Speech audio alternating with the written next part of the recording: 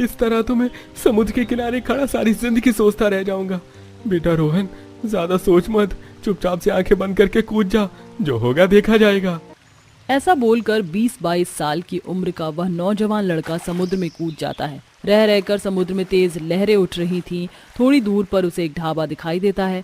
वह जल्दी से ढाबे पर पहुंच जाता है, जहां एक लड़की जिसने होटल के शेफ वाला ड्रेस पहन रखा था स्वागत करती है। इस तैरते समुद्र ढाबे में आपका स्वागत है साहब।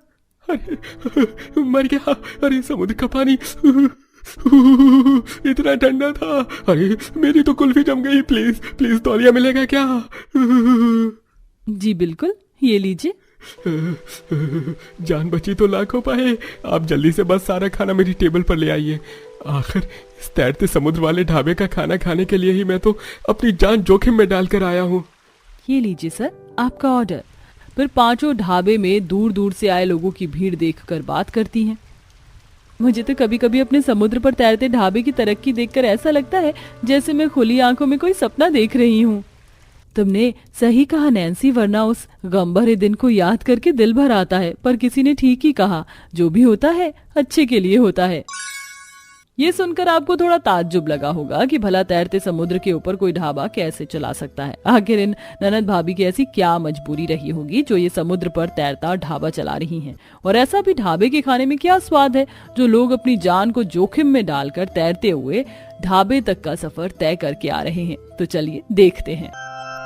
समुद्र किनारे से दूर गरीब पंकज का एक टूटा फूटा मकान, जहां वह अपनी पत्नी और 5 जवान बहनों के साथ रहता है। बड़ा भाई होते हुए उसके दिल में हमेशा अपनी 5 बहनों की शादी कर देने की चिंता लगी रहती है। वो रोजाना समुद्र से नमक निकालने का काम करता है, जिससे उसके घर का चूल्हा जलता है। सुनीता, मैं समुद्र किनारे जा रहा हूँ नमक निकालने। अजय, अभी तो रात के 3-4 बज रहे हैं, थोड़ी सुबह हो जाने दो तब चले जाना। नहीं सुनीता, अगर दिन चढ़ गया और धूप निकल आई तो समुद्र के किनारे का सारा नमक पिघल जाता है और वापस समुद्र में मिल जाता है। कुछ भी हाथ नहीं लगेगा। तुम्हें तो पता है मुझे जल्दी से जल्दी पैसा जमा करने हैं और अपनी 5 बहनों की शादी करवानी है। उनकी शादियों में लाखों का खर्चा लगेगा। अच्छा, मैं चलता हूँ। थोड़ी देर ठहर जाओ, लाल चाय बना देती हूँ, 2 घूंट पीकर चले जाना। थोड़ी सी चाय पीकर पंकज चला जाता है। मैं जल्दी ही वापस आऊंगा, ठीक है? प्रार्थना करना समुद्र से ज्यादा नमक निकाल सकूं। तुम चिंता मत करो, सब भगवान पर छोड़ दो, वो सब अच्छा करेंगे। पंकज समुद्र के किनारे आकर नमक निकालने लगता है। तभी कुछ लोग समुद्र से जाला डालकर मछलियां पकड़ते हुए बातचीत कर रहे थे। बिरजू, आज तो लॉटरी लग जाएगी। देखो हमारे जाले में कितनी सारी मछली आई है। जाला फटने को हो रहा है। अरे भाई, पूरी रात से जाला लगाकर बैठे भी तो हैं इंतजार में। आज तो मछली बेचकर माला माल हो जाएंगे। इतनी बड़ी बड़ी मछलियां जो पकड़ी हैं। उन दोनों की बातें सुनकर पंकज भी लालच में आकर मछली पकड़ने की सोचता है और जाला मांगता है। तुम्हारा ये जो जाला खाली पड़ा है, क्या मैं थोड़ी देर के लिए इससे मछली पकड़ लूं? मैं भी 2 पैसे कमा लूंगा। हाँ हाँ, ले लो भाई। पंकज समुद्र में जाला लगा देता है, पर वो देखता है कि किनारे पर मछली नहीं है, तो वो काफी अंदर जाता है। तभी अचानक समुद्र की लहरों का रुख तेज हो जाता है और समुद्री लहरें फेन उठाने लगती हैं, जिसमें पंकज डूब जाता है। उसकी कोई खबर नहीं मिलती। इधर कमाने वाले के इस तरह से गुजर जाने के बाद गरीब नंद भाभी पर दुखों का पहाड़ टूट पड़ता है। सुनीता अपनी 5 नंद के बारे में सोचकर अपने दिल पर पत्थर रख लेती है। नहीं, मैं इस तरह से आंसू नहीं बहा सकती हूँ। अगर मैं रोई तो मेरी 5 नंदे भी टूट जाएंगी और ये मैं नहीं होने दूंगी। मुझे उनका सहारा बनना होगा। भाभी, अब हमारा क्या होगा? भैया हमें किसके सहारे अकेला छोड़ गए? हाँ भाभी, देखो ना, भैया के चले जाने के बाद हमारे हालात कैसे हो गए। हम तो लावारिस के जैसी हो गई हैं। खबरदार जो कभी ऐसा कहा रचना।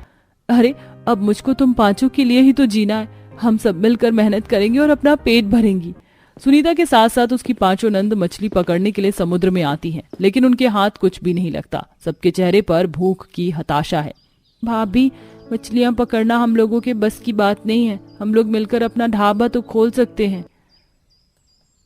लेकिन खुशबू, ढाबा खोलना कोई बच्चों का खेल नहीं। उसमें बहुत ज्यादा खर्चा लगेगा। हमारे तो खुद के खाने के लाले पड़े हैं। ढाबे के लिए जगह कौन देगा हमको? और बाकी राशन पानी बर्तन वगैरह की व्यवस्था कहाँ से होगी? भाभी, क्यों ना हम इस समुद्र के ऊपर तैरता ढाबा बनाएं। हमारा ये ढाबा सबसे हटकर होगा। लोग हमारे ढाबे पर चाव से खाना खाने आएंगे। पर कविता, समुद्र के ऊपर तैरता ढाबा ये असंभव बात है। ये मुमकिन नहीं है। कविता पास पड़ी एक लकड़ी उठाकर समुद्र की लहरों पर फेंकती है जो कि तैरने लगती हैं। भाभी, आपने देखा ये लकड़ी कैसे समुद्र की लहरों पर भी तैर रही है। इसी तरह से हम अपना ढाबा भी बना सकते हैं। हम अपना लकड़ी का ढाबा बनाएंगे और लोग हमारे ढाबे पर इसलिए खाना खाने आएंगे क्योंकि हर किसी को समुद्र के किनारे का नजारा देखना पसंद होता है और ऐसे में लोग खाना भी ढूंढते हैं। जब लोगों को हमारे तैरते समुद्र ढाबे पर ही खाना मिल जाएगा और घूमना फिरना भी मिल जाएगा तो उससे हमारा भी डबल फायदा होगा। वो हमें घूमने के पैसे अलग देंगे और ढाबे में खाना खाने के अलग। बस इसके लिए हमें थोड़ी मेहनत करनी होगी और एक तंबू वाला ढाबा बनाना होगा। तो चलो आज से ही शुरुआत करते हैं। अब सब की सब गरीब ननद भाभी जंगल आती है और मोटी मोटी लकड़ियां काटने लगती हैं। ये देवदार और सागौन की लकड़ियां सबसे मजबूत और टिकाऊ होती है। हम ननद भाभी अपना ढाबा इसी से बनाएंगी। अब सब मिलकर काफी मेहनत से लकड़ी काट कर ढाबे का ढांचा तैयार करती हैं। वहीं ढाबे के लिए बाकी का बर्तन, राशन पानी खरीदने के लिए सुनीता उधार लेके शुरुआत करती है। आज उनका समुद्र के तैरते ढाबे का पहला दिन होता है।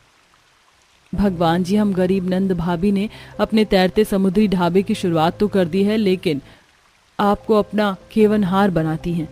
अब आपको ही हम गरीब भाभी और पांचों गरीब नंद की नैया पार लगानी है।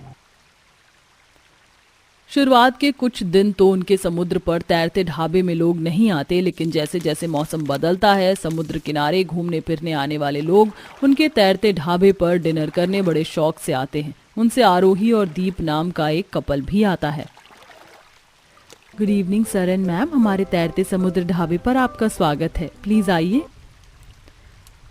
समुद्र के तैरते ढाबे पर शाम का समय बड़ा खूबसूरत होता है। पानी बिल्कुल नीला किसी हीरे की तरह चमक रहा होता है। मछलियां डुबकी लगा रही होती हैं और माहौल बहुत ही खुशनुमा और ठंडा होता है। दोनों ऊपर आपस में बातचीत करने लगते हैं। दीप, मुझे ये समुद्र पर तैरता ढाबा बहुत पसंद आया। मुझे तो इस जगह से प्यार हो गया। अब जब कभी भी हम समुद्र किनारे घूमने आएंगे तो हम इस ढाबे पर आकर खाना जरूर खाएंगे। अरे आपका हुक्म सर, आंखों पर मोहतरमा। खाना खाने के बाद दोनों कपल जाते हुए ढाबे की बहुत तारीफ करते हैं, जिससे गरीब ननद भाभी के टूटे दिल में नई उम्मीद आती है। देखिए, आप लोगों का तैरता समुद्र ढाबा तो बहुत प्यारा है और खाने का टेस्ट भी बहुत ही अमेजिंग है, लेकिन और भी ज्यादा अच्छा होता है अगर इस तैरते ढाबे तक समुद्र से चलकर आने का रास्ता बन जाता है तो। साहब, अभी हमने किसी तरह ढाबे की नई शुरुआत की है। अगर पैसे हो जाएं तो हम इसका भी पूरा इंतजाम करवा देंगे। बस थोड़े दिनों की तकलीफ है।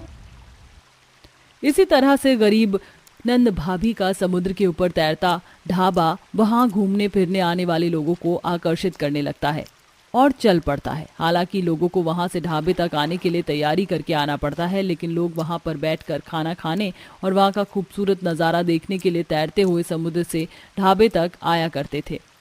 धीरे धीरे कपल्स, परिवार और टूरिस्ट यहाँ आने लगते हैं। उनका ढाबा फेमस हो जाता है। अरे वैसे मानना पड़ेगा, आप नंद भाभी बहुत ही जज्बे वाली हो, वरना इस तैरते समुद्र पर ढाबा चला लेना कोई आम बात नहीं है। अरे भाई, हिम्मत वाली हो आप लोग।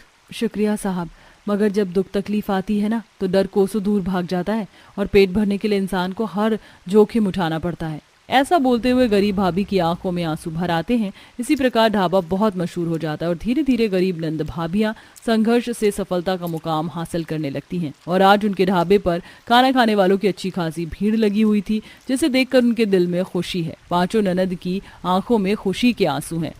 सुनीता भाभी, देखिए हमारी मेहनत ने आज हमारे सपने को कहाँ पहुँचा दिया। आज हमारे समुद्र पर तैरते ढाबे में कितने लोग बैठकर खाना खा रहे हैं। देख रही हूँ खुशबू, पर काश इस मुकाम को देखने के लिए तुम्हारे भैया भी आज हमारे बीच में होते तो कितने ज्यादा खुश होते हम नंद भाभी की तरक्की देखकर। तभी एक हेलीकॉप्टर ढाबे पर आता है तो कुछ लोग तैर कर भी पहुंच रहे हैं। तो कविता कहती है, भाभी अब हमें और बड़ा ढाबा बनाने की जरूरत है। लोग हर तरफ से आ रहे हैं, अब हमारा ढाबा छा गया। चलो फिलहाल तो इन ग्राहकों को संभालना है। देखो सूरज डूब रहा है, ढाबे की सारी बत्तियां जला दो ताकि शाम का माहौल खूबसूरत लगे। पांचों नंद लाइट जला देती हैं। समुद्र पर तैरता ढाबा लहरों पर धीरे धीरे आगे बढ़ रहा है। ठंडी हवा चल रही है। आसमान में डूबता सूरज अपनी खूबसूरती फैला रहा है। समुद्र की लहरें किनारों को छूकर लौट रही हैं। इसके बाद गरीब भाभी सुनीता जल्दी जल्दी खाना बनाती है और पांचों नंद उस ढाबे पर बैठे ग्राहकों के आगे पेश करती हैं। दीदी, आज तो ढाबे के लोगों को देखकर लग रहा है कि इतने बड़े बड़े पतीलों का खाना भी कम पड़ने वाला है। हमारा ढाबा तो छा गया। ये तो होना ही था। आखिर हमारा ढाबा तैरते समुद्र के ऊपर जो है, हमने इतनी गरीबी भरे दिन देखे हैं, फिर भी मेहनत करनी नहीं छोड़ी, तो तरक्की तो मिलनी ही थी। भाभी, आज हम पांचों बहुत ज्यादा खुश हैं क्योंकि आज आपने हमें हमारी जिंदगी की सबसे बड़ी खुशी दी है, जिसका हम बेसब्री से इतने सालों से इंतजार करते आ रहे थे। आज वो अधूरा सा सपना पूरा होने जा रहा है। मुबारक हो भाभी। अपनी नंद के मुबारकबाद देने पर रचना की आंखों में आंसू आ जाते हैं। नुपुर, इस घर में फैली हुई आज ये खुशियाँ तुम पांचों के कारण हैं, वरना शायद जिंदगी भर भी मैं इस खुशियों के लिए ही तरसती रह जाती। वैसे तो हर घर में नंद भाभी की नोक झोंक, लड़ाई झगड़े और कलेश के किस्से मसले छाए रहते हैं, जिसमें कि अड़ोसी पड़ोसी गरम मसाला डालने और लड़ाई लगवाने का रोल अच्छे से निभाते हैं। पर यहाँ नंद भाभियों के बीच में इतना प्यार कैसे है और सब लोग किस बात की इतनी ज्यादा खुशी मना रहे हैं, आइए देखते हैं। पांचों नंदियां लाइन में खड़ी होकर बेसब्री से इंतजार कर रही हैं, जैसे किसी परीक्षा का रिजल्ट आने वाला हो। तभी हाथों में प्रेगनेंसी किट लेकर रचना, जो कि पांचों की इकलौती भाभी थी, बाहर आती है। काव्या उतावलेपन से कहती है, भाभी जल्दी बताओ, हम बुआ बनने वाली है ना? हाँ भाभी, जल्दी से खुशखबरी सुना दीजिए, आप मम्मी और हम पांचों बुआ बनने वाली हैं। अपनी पांचों नंद के खुशियों भरे चेहरे को देखकर रचना की आंखों में नमी सी छा जाती है। वो निराश दिल से कहती है, नहीं, इस बार भी कोई खुशखबरी नहीं है। मुझे माफ कर दो मेरी प्यारी ननंद, इस बार भी मैंने तुम पांचों की उम्मीद तोड़ दी। ये सुनकर सास शारदा बहू को घूरती हुई तंज भरे अंदाज में बोलती है, इस बार भी बहू रानी ने हम सबकी उम्मीद तोड़ कर रख दी। पता नहीं इस घर में कब बच्चे की किलकारी गूंजेगी, पता नहीं कब मेरे घर का चिराग आएगा। सब अड़ोसन पड़ोसन 4-5 साल पहले ही दादी बनकर बैठ गई। एक मेरी ही किस्मत में पोता पोती खिलाना नहीं। 5 साल हो गए शादी को, अभी तक कोई खुशखबरी नहीं सुनाई। पता नहीं कैसी बहू घर ले आई मैं। शारदा देवी की बातें रचना के दिल पर किसी छुरी की तरह लग रही थी। वो अपनी पलकों में ठहरे आंसुओं को लेकर कमरे में चली जाती है। हे भगवान, आखिर कब तक मैं अपनी सास और ननंद को ना उम्मीद करती रहूंगी। मैं सबकी आंखों में बच्चे का इंतजार देख पाती हूँ तो मुझे बहुत दुख लगता है, लेकिन मेरी क्या गलती है। तभी पांचों नंद कमरे में खाना लेकर आती हैं। उन्हें देखते हुए रचना अपने आंसू पोंछकर एक हल्की मुस्कान चेहरे पर ले आती है। अरे छाया, प्रिया, काव्या, नुपुर, खुशी, तुम लोग यहाँ? हाँ देखिए ना भाभी, हमारी एक बहुत जरूरी और खास चीज खो गई है। आप उसे ढूंढने में हमारी मदद करवाएंगी? क्यों नहीं, बताओ क्या ढूंढना है, क्या खो गया है तुम्हारा? वो हमारी इकलौती प्यारी भाभी के चेहरे पर से मुस्कुराहट खो गई है, आप ढूंढ देंगी? खुशी की मस्करी बात सुनकर रचना खिलखिलाकर मुस्कुरा देती है। देखा भाभी, आप हंसते हुए कितनी प्यारी लगती हैं। चलिए अब जल्दी से खाना खा लीजिए, वरना हम पांचों भी नहीं खाएंगी। चलिए चलिए, मुंह खोलिए। नुपुर अपने हाथों से निवाला बनाकर अपनी भाभी को खिलाती है। रचना 5 नंद की इकलौती भाभी थी। पांचों खूब प्यार लुटाती थी, लेकिन 4-5 साल शादी के पूरे हो जाने के बाद भी बच्चा न होने की बात से शारदा देवी के मन में अपनी बहू के प्रति थोड़ी सी खटास पैदा होने लगी थी। इसलिए रचना दुखी रहती थी। पांचों अपनी भाभी के लिए प्रार्थना रखती हैं और निर्जला उपवास व्रत भी करती हैं। भगवान जी, आप तो जानते हैं हम पांचों ननंद आपसे विनती करते हैं, हमारी भाभी के दिल की इच्छा को पूरा कर दो। हमारे व्रत का फल उन्हें दे दो भगवान। बच्चा न होने की वजह से हमारी भाभी दिल ही दिल में घुटती है और ये हम अच्छे से देख सकते हैं। पंडित जी, ये लीजिए, हमारी इकलौती भाभी के नाम से अर्चना करनी है। लाओ दो बेटिया, इतने दिनों से मैं तुम पांचों को देख रहा हूँ, इसी तरह से व्रत करके आती हो और यहाँ कई कई घंटे बैठकर प्रार्थना करती हो। माता पार्वती तुम्हारी हर मुराद को पूरा करे। ये बोलकर पंडित जी जैसे ही नारियल तोड़ते हैं तो उसमें फल निकलता है, जिसे लेकर पांचों अपनी भाभी को खिलाती हैं। थोड़े दिन बाद रचना जब रसोई में खाना बना रही होती है तो चक्कर खाकर बेहोश हो जाती है। भाभी, भाभी आपको क्या हो गया? आंखें खोलिए ना, छाया डॉक्टर को फोन लगाओ।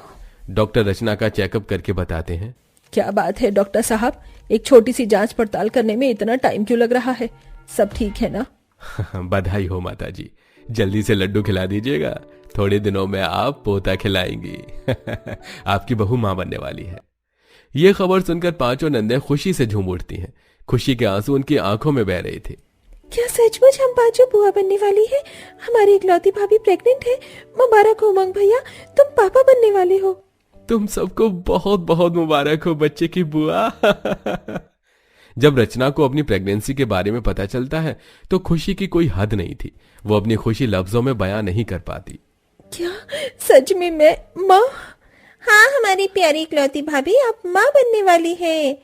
इसलिए अब आप कोई काम नहीं करेंगी, बल्कि बस आराम करेंगी और हमारे आने वाले शहजादे या शहजादी का ख्याल रखेंगी। अब तो बस हमको सेवा करने का थोड़ा मौका दीजिए। अपनी पांचों नंद का प्यार भरा स्वभाव देखकर रचना की आंखें खुशी के आंसुओं से भीग जाती हैं। पांचों नंद उसकी बहुत देखभाल करती हैं। ये लीजिए भाभी, गर्मा गर्म नाश्ता हाजिर है। प्रिया, मैं तो टेबल पर आ ही रही थी, कमरे में नाश्ता क्यों ले आई? क्योंकि डॉक्टर ने आपको ऐसी हालत में सीढ़ियां न चढ़ने की सलाह दी, क्योंकि शुरुआत की 3-4 महीने बहुत ही नाजुक वक्त होता है। आपको जो चाहिए होगा आप मुझे बता दीजिए, मैं कमरे में ले आऊंगी। रचना नाश्ता कर लेती है। थोड़ी देर बाद दूसरी नंद जूस लेकर आती है। भाभी ये लीजिए मीठा मीठा अनार वाला जूस, जल्दी से पी लीजिए। काव्या, मैंने थोड़ी देर पहले ही नाश्ता किया है, मेरा पेट बिल्कुल भरा है। भाभी उस जूस को पिए हुए पूरे 3 घंटे हो चुके हैं। प्रेग्नेंट औरतों को हर कुछ देर पर थोड़ा थोड़ा खाते पीते रहना चाहिए। जल्दी से जूस पीजिए। रचना की प्रेगनेंसी के महीनों में उसकी पांचों नंद बिल्कुल माँ की तरह उसकी देखभाल और उसका ख्याल रखती हैं। सुबह टाइम से नाश्ता करवाना, दोपहर में जूस देना और रात को दूध। इसी तरह 5 महीने बीत जाते हैं, जिसके साथ अब उसके पैरों में सूजन आने लगती है। हे भगवान, मेरे पैरों में इतनी सूजन क्यों आ रही है? चल फिर भी नहीं पा रही हूँ। प्रेग्नेंट होना, एक बच्चे को कैरी करना कितना मुश्किल होता है। पैरों की सूजन के चलते रचना की आंखों में आंसू आ जाते हैं। तभी नुपुर गर्मा गर्म तेल बनाकर कमरे में लाती है और रचना को मूड स्विंग्स होता देखकर उसे प्यार से हैंडल करती है। अरे क्या हो गया मेरी प्यारी इकलौती भाभी, क्यों रो रही हो? पैर में सूजन आ गई है, मैं अभी तेल की मालिश करती हूँ, सटाक से ठीक हो जाएगा। नूपुर पैरों की मालिश करने लगती है और चौथी नंद बाल बनाती है, जबकि बाकी 3 नंद अपनी प्रेग्नेंट भाभी के लिए सौंठ के लड्डू बनाने में लगी थी। और अब नया महीना शुरू हो जाता है। पांचों धूमधाम से गोद भराई की तैयारी करती हैं।